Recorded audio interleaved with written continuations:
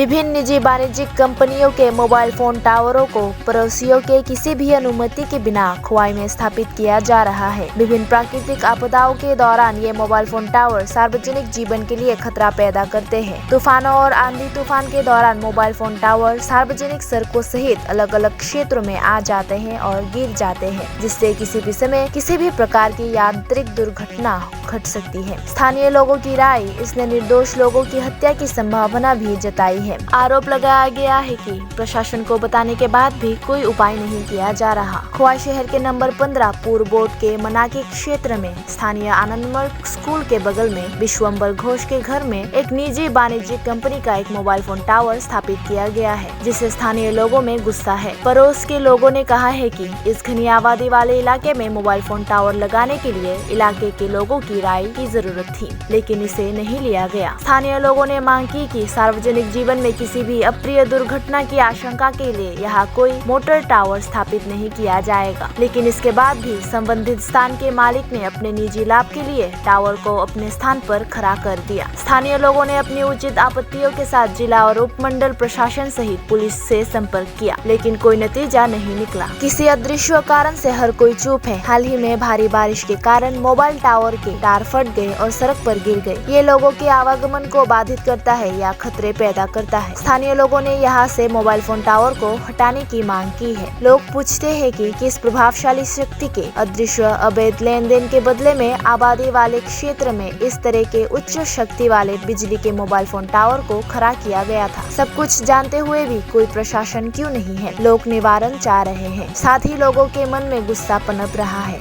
আমরা লাইনের বাইরে আছে ঘরে কারেন্টের লাইনে তারা বাড়ির মনফলের বাড়ি থেকে ওই চিলাচিলি করতেছে, তারা আগুন দেখতেছে। পরে আমরা পাশাপাশি বাড়ি থেকে একজনে ফোন করতেছে, তাড়াতাড়ি বাইরে টাওয়ারের লাইনে আগুন জ্বলতেছে এই টাম্পোস্টের মধ্যে।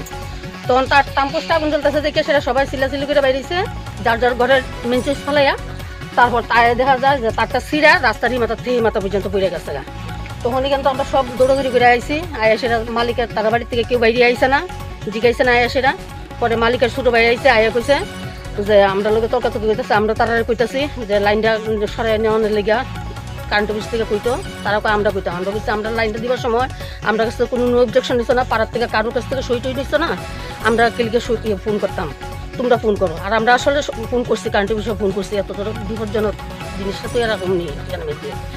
তারপরে তারা তর্কাতর্কি করতেছে, কইতে সেটা কইতেছে যে রাস্তাটা আমরা রাস্তার মধ্যে যেসা তৈব আমরা রাস্তার মধ্যে এই নিমু আর নিমুর বাতিজা মানে টাওয়ার যে জায়গা হ্যাঁ তারা কাকা বাতিজা কইতেছে যা ইচ্ছা তা হইব। আর যদি মরো আমি তখন তরকারি করতেছি যে আমরা যখন অ্যাক্সিডেন্ট হতো খালি স্টুডেন্টে খালি গেছে, আমরা বাড়ির থেকে পড়ার থেকে খালি গেছে রাস্তাটা দিয়া পেছনে এত বড় শব্দ রয়েছে, আমরা 6-7 বাড়ির থেকে শোনা গেছে এই শব্দ।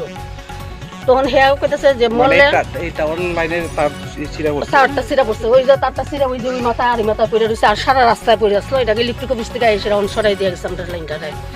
তারপরে তো কইছে যে মরলে টাওয়ার কোম্পানির দায়ী হইব, তারা দায়ী না। আমরা তখন কইলাম যে আমরা এই কথা কইছে নিমু আর ইয়ে আর নাম জানি কিটা মালিকের বাতিজা